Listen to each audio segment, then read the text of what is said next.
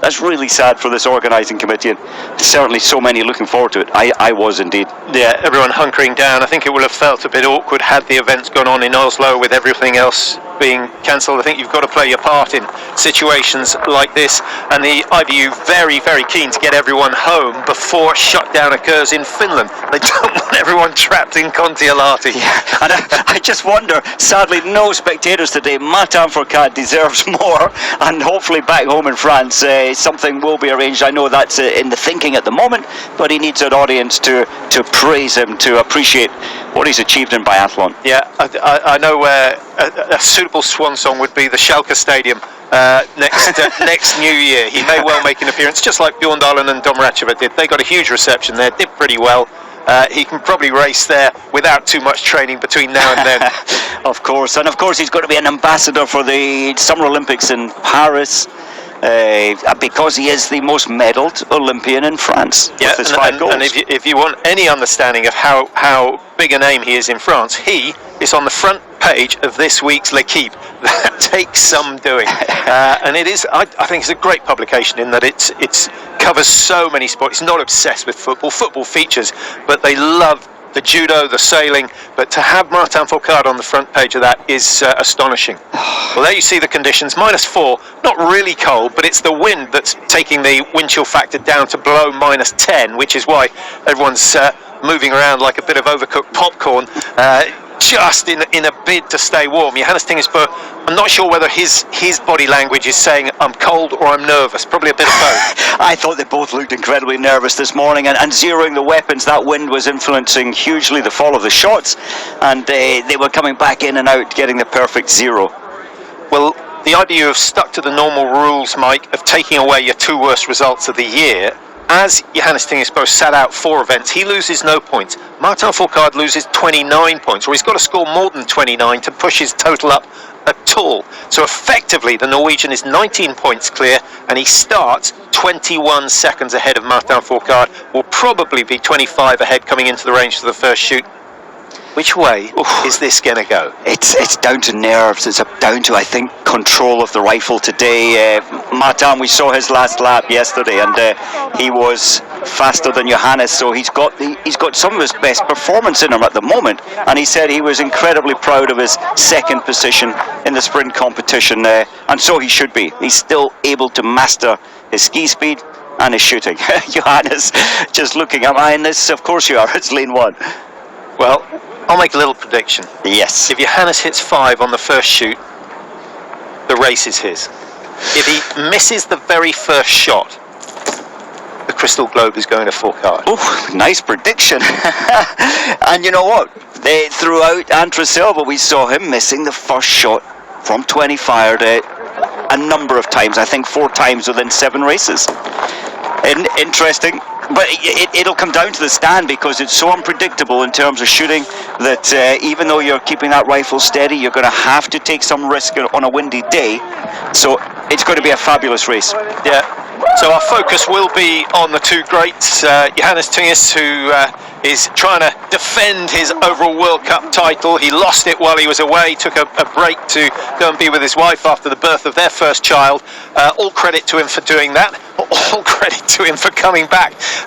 You know, at the start of Antolz, he was over 120 points behind Fourcade in the World Cup. He was still 122 points behind with only 6 races remaining. It's been a phenomenal run of success. And actually, if he wins today, Mike, he'll have a higher percentage of wins for the season than he had last year. And that is some stat, because what did he win last year? 16 of the 25 races. He's on 10 out of 16. If he makes it 11 out of 17, that takes him up to 65% victories for the season. Phenomenal statistics, and to take that break for 2 weeks, huge life changes, and his early World Championships results, Johannes, not as good as he'd hoped. But there again, and I'm just looking at Jacques Alain, we've got another guy, another French athlete to replace Martin Fourcade immediately. Christiansen finds himself on the front row, having produced a good run in the sprint, finishing 4th. So welcome to the finale of the 2020 season. It's been an extraordinary season, and Johannes Tingesbo is underway, a 21-second lead. And while he heads out of the stadium, one final stat. Between him and Martin Fourcade, they have won over 5 seasons worth of racing. That is unbelievable when you think you have 24 races a year. And of course, between the two of them, they have more wins than the rest of the field put together. So, Martin Fourcade is underway. That looked like a hungry start to me, and he's got Emilien Jacquelin. I wouldn't be surprised to see Jacquelin go ahead of Fourcade and protect him on that first loop just a little bit. Christiansen a long way behind his teammate to help. Tadej Poel is there as well. Dole goes for Germany. Phil Maillet is away. So that's 4 Frenchmen out on the tracks already as Dessieux starts. And my goodness, Mike, those turquoise suits have been in evidence all the way through the season. Yeah, brilliant season, the French team, and I'm so happy Guiganat about to start, well, bib 15 actually. He's come good at the end of the season. He's had a poor season by his high standards. Claude is underway. Now the best of the rest. Samuelsson for Sweden. Leitner, who's been a revelation for the Austrians this year, starts 13. Elisiev, Guiganat 15. Smolski goes for Belarus. Got a PB of 14, so if he can move up a couple of places, he will get another PB. Ponzalomo is away for Sweden, has to improve his shooting. It's been poor this year. And Loganov starting number 18. Remember, Loganov, the sprint world champion, took the bronze medal in the pursuit in Antolz. And Loganov, you know, might second in the overall World Cup last year. He's had a couple of good seasons, and then it's been up and down this year. Yes, he was certainly affected at the World Championships. I have to talk about it. 6 o'clock in the morning, getting his room raided. That really, of course, put his mental state back and down, and he opted out towards the end, the last race at the World Champs. Now, the margin was 21 seconds at the start of today. The French have to have better skis than they had last week in Nove Mesto. That was an expensive mistake they made in the relay in those conditions. Do you think the margin's going to grow or shrink? Normally, you'd see 3 or 4 seconds swing towards Johannes Tingesbo. It's close, in fact. It's closed down a little. Here's a good move. I think a benefit for Martin. His roommate, his teammate is just moving ahead of him. Jacquelin going to lead the pace into the range. Christiansen goes through. Tadej Poel will be doing everything he can to make sure that his brother wins the overall. Should he shoot perfectly, he might find himself in a position to do that. Dole at 34, having started some 34 behind. So actually, Johannes Tingesbo, for me, has started a little bit easier, Mike. I'm wondering what the tactics are. Definitely has. Normally we'd expect this man, Johannes Tingesbo, to have pulled at least 3 seconds, up to 5 seconds off Martin by that 1.1 kilometre. So he's absolutely trying to control himself, ski within his ability before the shooting. Well, he can hear the wind in the trees. Can't really feel it down on the tracks, hidden by the valley and, of course, the fact that the trees are taking the buffering, but he knows that means on the range the flags are going to be horizontal and they're going to be howling from left to right. But what happens here in Kontiolahti is suddenly, all of a sudden, the wind can go. It can drop instantly, and it can drop within your routine of 5 shots. The first 2 could be horrifically windy, and then it drops off, so you really have to manage your shooting. Johannes started this hill at 3 minutes on the nose, so that's 30 seconds to the top of the first rise. It's a horrible hill. They're coming up this 5 times today. Now, if Martin Fourcade wins, Mike, if Johannes Tingesbo has to finish in the top 4, for him that doesn't sound too bad when he's won 10 races already this year. But it's only going to take one disastrous prone shoot. And actually, the wind is strong enough. When it's gusting, the wind is strong enough to make standing really difficult today. Yes, I think that's going to be a key factor as the race progresses. They both look good in terms of zeroing their weapons, having 5 test shots and then getting out of breath in the preparation phase. They've picked up another second, actually, Fourcade and Jacquelin. Yeah, Phil Maillet is the only one who's losing ground at the moment. He's lost 3. He's going through the fatigue stage. His chances of winning the overall really disappeared in Nove Mesto last week, which was a shame. It would have been nice to see a new name on the trophy. He pushed so hard. His ski pace from the 28th of November all the way through was fabulous, and he has burnt off the last 2 weekends after the World Championships. Look at the flags. This is a bit of a nightmare scenario for any biathlete, but it's the same for all. Yeah, but it's not as bad as it was about 15 minutes ago when we joined the zeroing session. And and then suddenly these gusts come through. Now the trees, Mike, they do take some of the sting out of the wind, but they create these rotors, so it's so difficult to read. Yeah, all that wind coming across the lake, it rises up and then it drops over the top of these trees. Do you have a favoured lane in Kontiolahti for the Masters? If the wind's from the left, it's far better to shoot far right. If the wind's from the right, get into the middle of the range.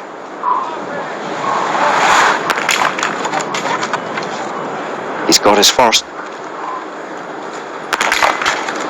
Taking his time. It doesn't matter. I think he knows if he can hit 20 today, the title is his.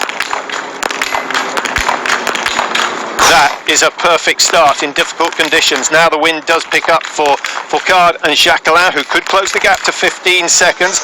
Martin Fourcade has done it. Both of the competitors going for the crystal globe have gone clear. Jacquelin, that's great news for Fourcade that Jacquelin's still with him, Mike. He might get a little bit of protection there. Christiansen with 5 out of 5. Benny Doll, the first to miss a target. Extraordinary in these conditions. And Tadebo throws his first one wide. Can you believe it that Martin Fourcade and Jacquelin have pulled 10 to 13 seconds out of the great Johannes Tingesbo? Most of that time on the range. It's a long race. 12.5, 5 laps of 2.5. It's going to unsettle Johannes Tingesbo now to have the two Frenchmen breathing on him practically. 7.9 seconds. Yes, they won't close that gap quickly if they in fact manage to close it. Elysiev struggled up the hill climb. His breath was, he was way over the comfort zone coming in. He's missed 3. And good news for Johannes Tingesbo is there's a huge gap between himself and the first non-Norwegian or non-Frenchman, Pfeiffer, at 45, because I can't see Christiansen going ahead of him in the finish. But we've still got 3 shoots to go, 15 targets to hit, and we can almost guarantee that the wind conditions will be different next time they come in for the prone shoot. Let's have a look at this. Where do you think they went? Well, that first one was extremely lucky. Edge at 5 o'clock. They'll all go low at 6 or 5 o'clock, I'm quite sure. Yeah, his 0 was low right. Oh, so low. He'll have to adjust that next time. Camera is a little low. The camera does make it look a little lower than it is, but I think Mazet will have lost about 1 kilo of weight watching those shots. And grey hairs.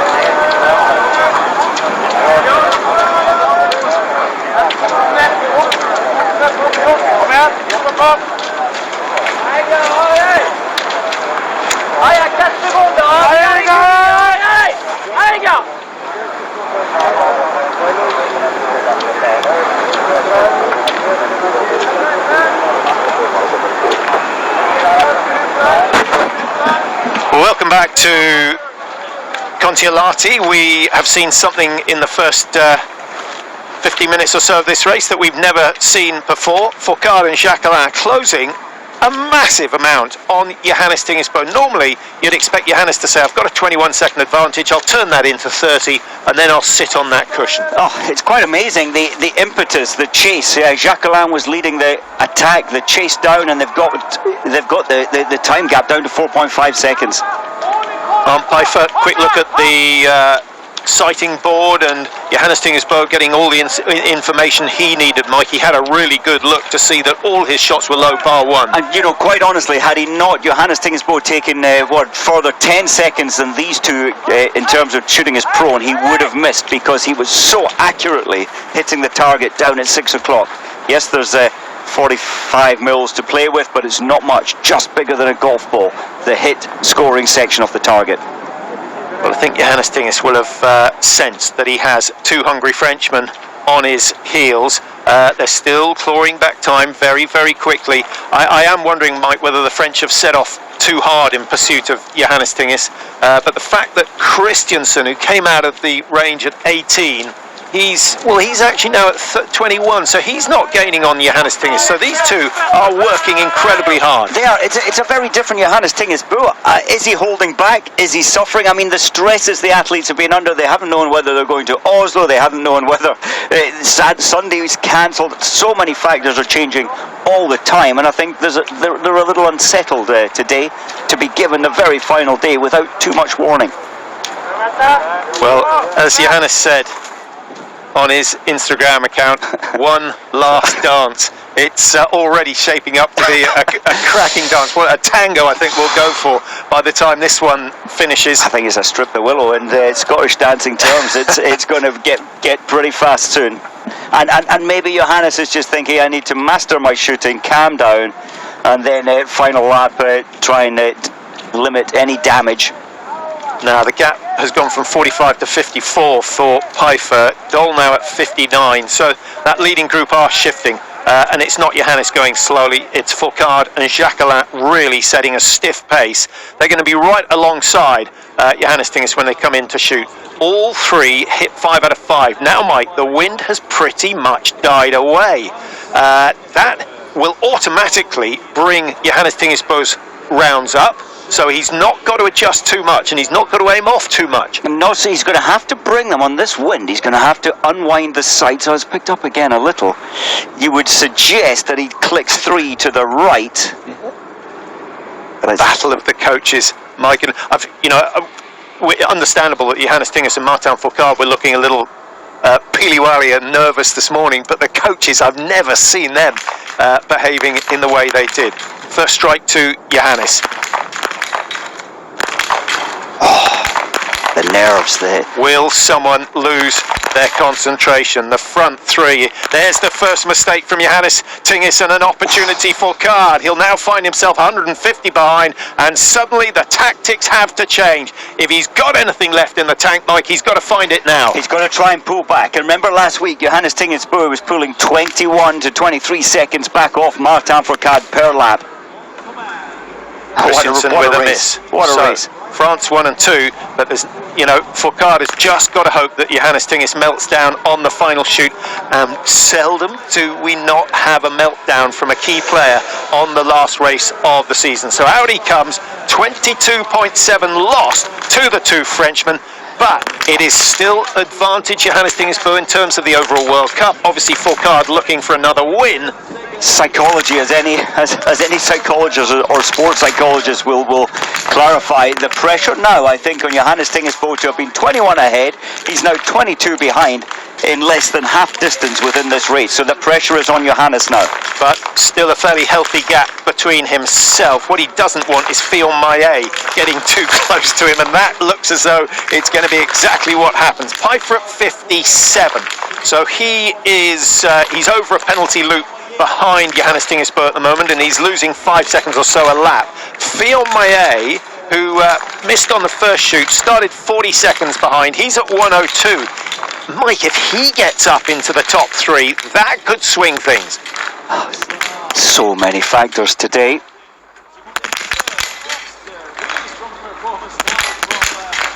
No mistakes from Fourcade. The yellow bib is still his. Will he have it at the end of the day?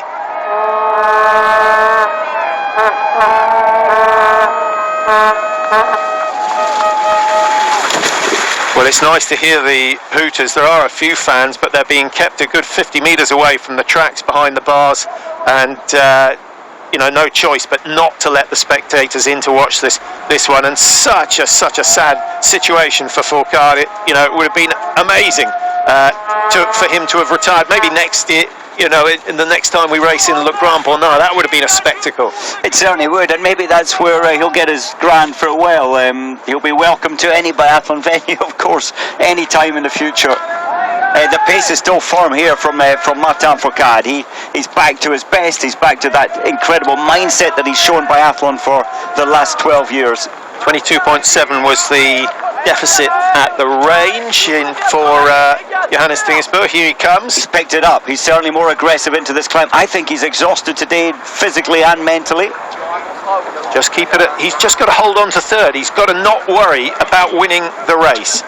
It's about hitting the targets. If he hits 10 in the stand, Mike, he's going to get a top 3, no doubt about it. He might even win if he does that. 21.5. So now he's travelling just that little bit faster than the two French, who really pushed the pace in the first 5k.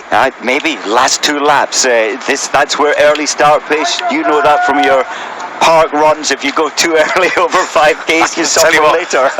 5k's is a long way.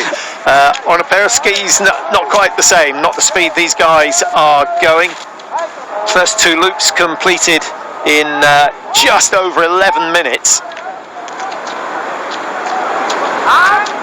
And Pfeiffer, he's having a strong finish to his season. At the moment, he's hit 10 out of 10.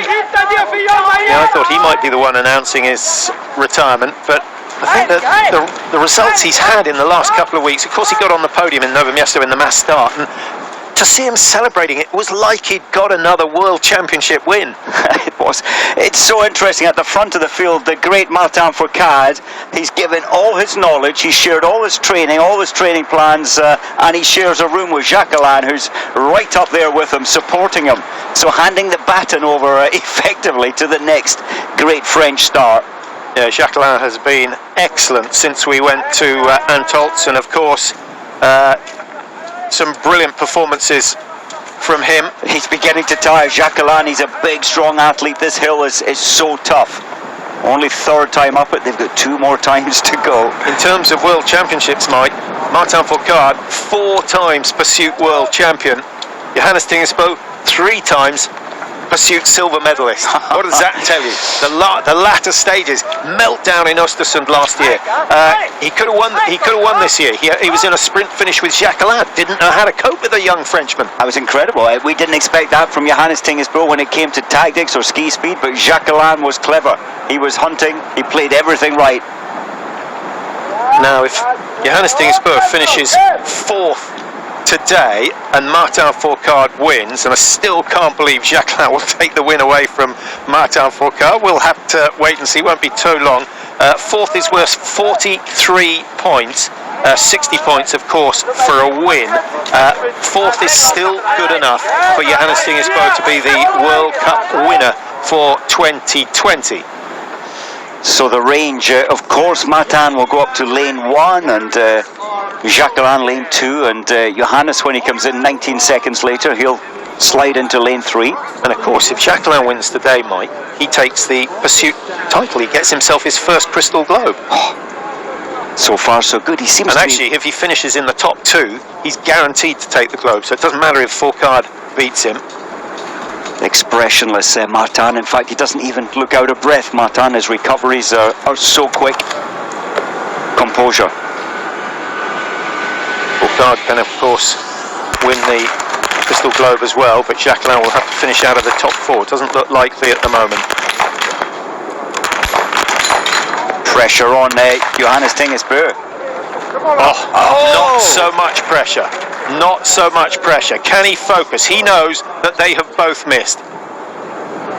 There's a lot of movement, and he's a bag of nerves. This reminds me of Östersund and the World Championships last year. The wind has picked up. Look at the flags. He's in trouble.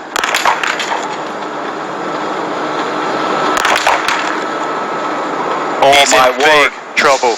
Big trouble. 3 misses from Johannes Tingesbo. We haven't seen that all season. 450 metres. The 2 Frenchmen are in and out, and the margin is now going to be around a minute. And the question is, will Pfeiffer and Jacques Alain come through? Because if they both hit 5, then Johannes Tingesbo is out of the top 4. He's down in 5th, and in that position, he's not going to win the overall Globe. And the strange thing is, as Pfeiffer and Fielmayer begin their shooting, as soon as Jacques Alain and Martin Fourcade missed the last shot, there would have been a wee smile. Johannes Tingesbo, his brain, his thinking would have been right. They've both missed 1, and that affected him. France are going ahead. Pfeiffer is going to be very close to Johannes Tingesbo, and even here, Dessieux could play his part, because if he goes 5 with 5, we've still got Johannes on his 2nd loop. Here he goes. He's got 1 more to complete. Shocking. What a surprise. What a turnaround for Johannes Tingesbo. And is it going to be Loganov who denies the Norwegian? Loganov with 4 out of 4.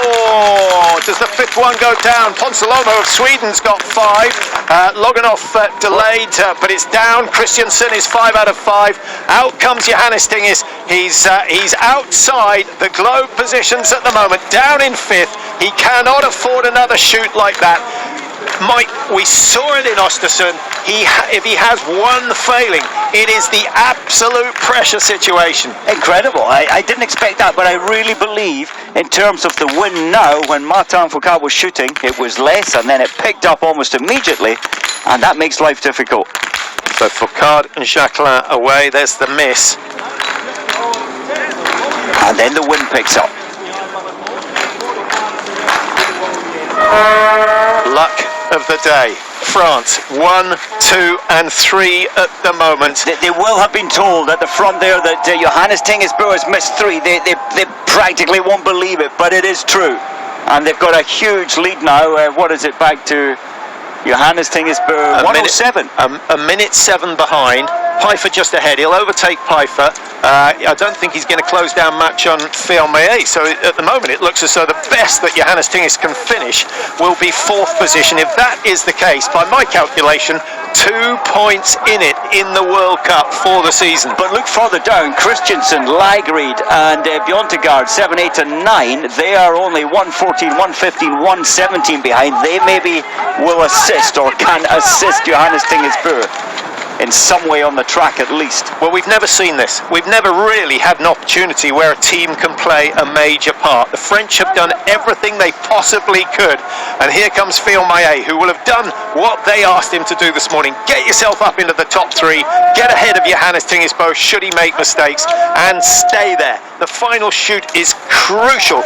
Fourcade looked pretty composed on that last stand. He did, and the miss was huge. It was a nervous flinch. He dragged that bullet way over to the right at 3 o'clock. Fillon-Maillet at 42 when he came through. He's not closing much, but he's got plenty of space between himself and the rest. There's a lot more spark there, dynamic movement in Fillon-Maillet's technique. He's been brought to life. Johannes Tingis, my goodness, this is a pressure situation. He will know exactly what is going on here. I think he'll just try and stay under control. He's got to go back to his normal way of shooting, Mike, which is just let them go once you've got your position sorted. Very much. And Johannes Tingis, he's loved this venue. He loves the track profile. His first World Championships win came on these tracks. And of course, when he was a junior, he won the pursuit race by 2 minutes 20. I don't think he's enjoying the final dance quite as much as one normally does. The last dance isn't going well at the moment. It's not a slow one. It's not one to savour at the moment. But you know what? So much can change, and Martin is still attacking up the 4th time up this horrific climb. Yeah, this is a sort of fight we missed from Fourcade early season. He got it back as soon as Johannes Tingis took some time out, and through they go. One of these two surely is going to take the day. They've got a decent whack of time between themselves and 3rd position. 42 seconds at the last count. Nothing really changing between 2nd and 3rd since they left the range. Here comes Fillon-Maillet. That's good recovery from him. Started 7th. He was 40 seconds behind at the start of the race, so he's pretty much matched his teammates.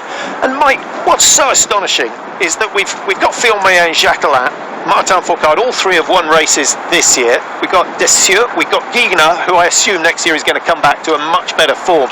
That's 5 absolute premier biathletes in one team.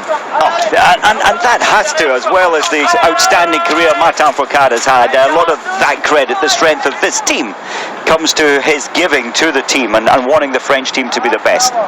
And right now they are 1st, 2nd and 3rd. This is going to be a nail-biter of a shoot. I remember Kontiolahti tracks a couple of years ago, 2018, Kuzmina and Mäkäräinen fighting it out. It came down to the last shoot of the last race of the season. Mäkäräinen winning on that occasion. Kuzmina had a pretty good year, to be honest, with success at the Olympic Games and picking up win after win in the early part of the season. But I don't think the pressure was quite like it is here today. Let's look at the win flags. It's not great. It's more difficult this time than last time for the 2 French leaders. He's under control. They know what time gap they've got. I think they took the top part of that climb a little steadier. Now the little gust comes through. That could liven things up. They both missed one on the last stand. They've both missed the first shot. The wind is tough. Same conditions that Johannes had last time. Now, what is Jacquelin going to do? Is he thrown one wide? He's thrown three wide. Was that intentional, Mike? Did he just say, I'll get them away? Oh! So, a chance for Fillon-Maillet to come through. Frank Vidot. Oh my goodness, which way is this one going? Advantage for Fourcade at the moment. Vidot certainly doesn't want Fillon-Maillet to hit 5 and go ahead of Martin Fourcade, because that cuts his point tally by 6, which is absolutely crucial and could let Johannes Tingesbo off the leash. Johannes won't know that Martin Fourcade is twice on the penalty lap, that of course Jacquelin is 3 times on the penalty loop. This is not only the last shoot of the season for Johannes Tingesbo, it is the most important shoot of his season if he wants that crystal globe. Fillon-Maillet taking his time. He saw the mistakes from his teammates and he makes one himself. Pressure. That could let Johannes Tingesbo back in. Go fast, Johannes, and you can do it.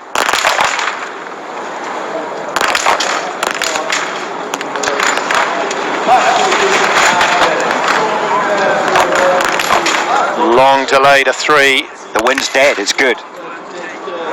This could be the ticket to the overall World Cup. He hits 5, having hit 2 earlier on. And now we see how much juice we've got left in the tank of Johannes Tingesbo. He's been going far, far slower than we normally see on this race. Fourcade is clear. Christiansen with 4, 5 out of 5. Good racing. And Johannes Tingesbo into 4th place. Now, he's only 3 down on Fillon-Maillet. 10 seconds down on Jacquelin. That's going to be a big ask. And with Christiansen, or Fourcade just behind him, as a little bit of an insurance policy. Wow, the slowest shoot that we've seen from Johannes Tingesbo, but it may end up being the best shoot of the season for him. Look at the nerves, you can see it.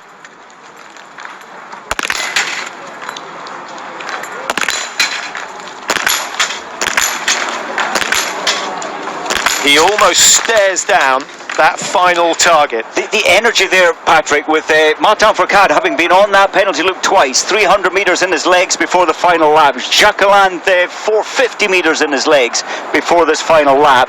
And I think we'll see Johannes Tingesbo trying to catch at least, well, definitely Fillon-Maillet and possibly Jacquelin. So here comes the great champion, his last ever race. The last 2 kilometres we're going to see him racing at this level, and the Finns know all about his success and his legacy over the years, and nice to hear some sort of appreciation. There's going to be a big party. It is exactly 10 years to the day that he won his first World Cup. 83 World Cup victories later, here he is, and he's going to enjoy the last climb up Killer Hill here in Kontiolahti. Well, Johannes Tingesbo has already picked up Fillon-Maillet, and he's got the young, the talented Jacquelin right in front of him. But he needs the ski time of his career right now to pull that back. Yeah, and I think Jacquelin is safe in terms of the Crystal Globe, the Pursuit Crystal Globe. He deserves that. He is the world champion, of course, sitting in second at the moment. That may not last for long. Here comes Martin Fourcade. He does not know what's going on behind him. 28-17, watch the margin. He had a 14-second lead last time.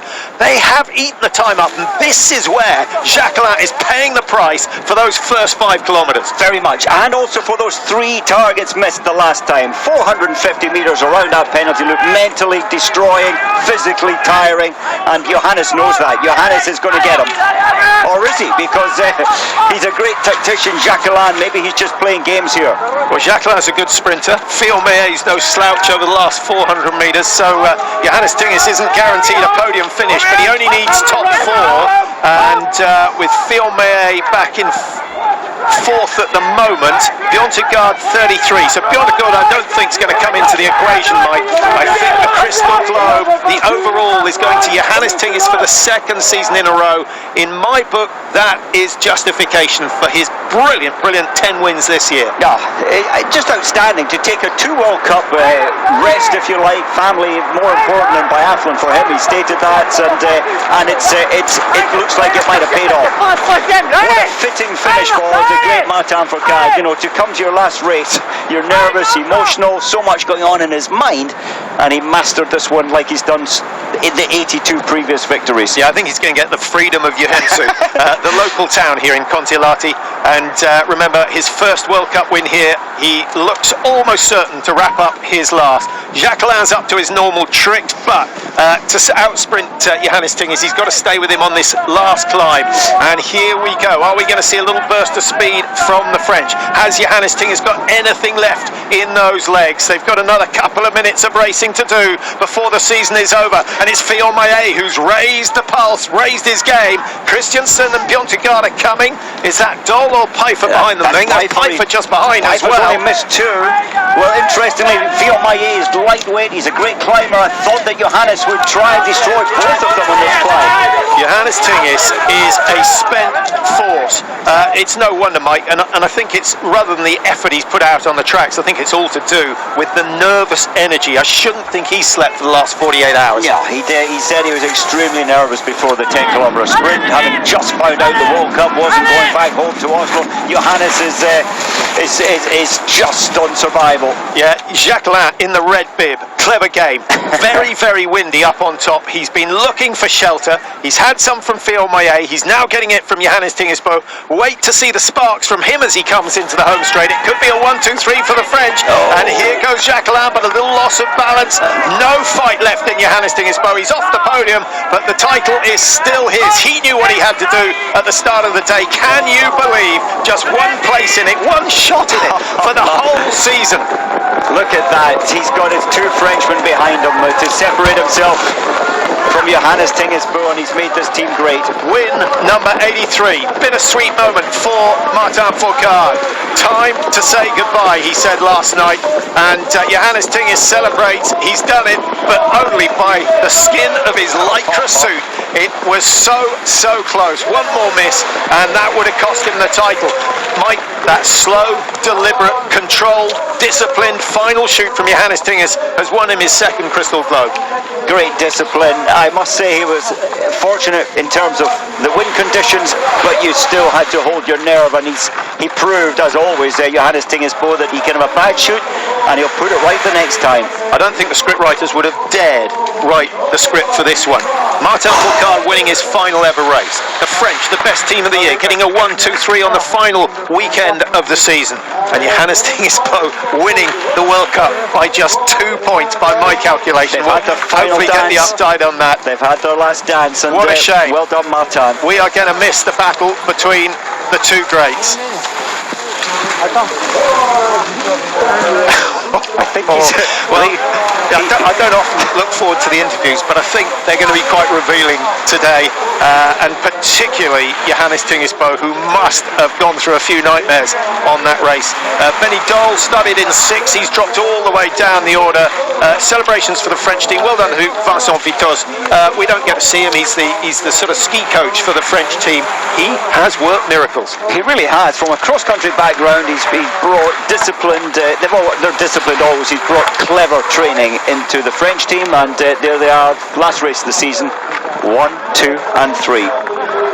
And just about every athlete congratulating Martin Fourcade. In fact, he's doing the rounds, and so many of these guys will have watched them when they were kids and looked up to him for years and years and years.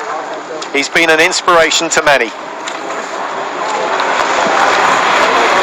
There won't be a single person out there who begrudges his success. Nice to see him talking to the Russians, Mike. That's something he's had problems with over the years. It would be nice to be a fly on the shades and hear what they've been chatting about.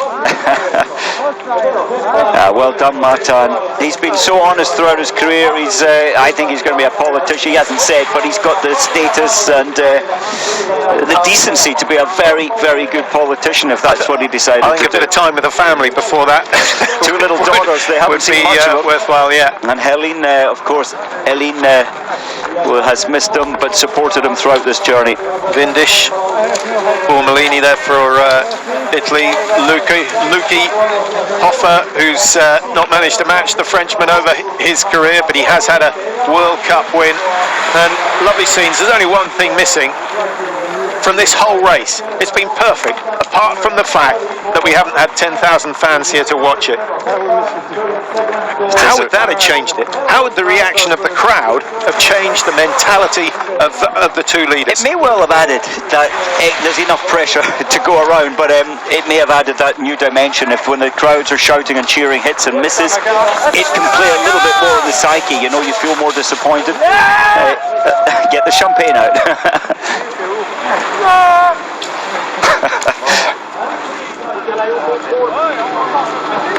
A fabulous career from Martin Fourcade, and so fitting that he finishes it in style. What's he had? Over 145, 146 podiums in his career. It's the 83 victories, the last one coming today. 13 second best ever. Yeah, and 13 World Championships gold medals. Incredible. 5 Olympic gold plus many more in terms of silver and bronze. You know, we can't forget what Johannes Tingesbø has done this year, Mike. Missing 2 rounds of the World Cup, Oberhof and Ruhpolding, to still come back and win. No one's ever done that. Bjorndalen used to miss 1 round and still win.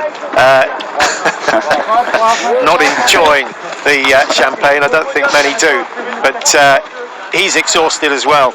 Absolutely shattered. Let's hope that all the athletes get home before Finland goes into lockdown. Everybody, quite rightly, congratulating the great Martin Fourcade.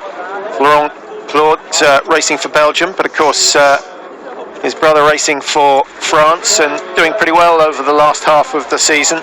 Cheng of China goes from 60 up to 47. Good day. We'll just try and pick up on his shooting score. 5 misses on the day. Anyone the perfect score? That would have been miraculous. 2 athletes and 2 of the youngest and least experienced. Khalili from Russia, perfect score.